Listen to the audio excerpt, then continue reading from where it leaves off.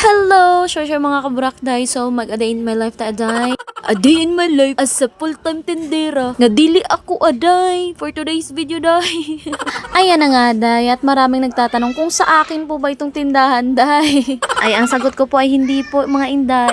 Ako po'y tindera lang po dito dahil ako nagtatrabaho sa ibang tindahan dahil tapos libre yung kain namin dito dahil libre tulog. Kaya tumutulong po ako dito sa tindahan nila dahil very thankful nga ako dahil no kasi nga pinagkatiwalaan nga ako ni Tita Luz na magbantay dito sa tindahan niya Inday. Ano? Kasi nga naman Inday, kung ikaw naman talagang may-ari ng tindahan dahil hindi ka talaga basta-basta magtitiwala sa magbabantay ng tindahan mo dahil syempre 'di ba? Baka maubos yung mga paninda mo dahil or baka maubos yung ano mo dahil yung income mo dahil 'di ba?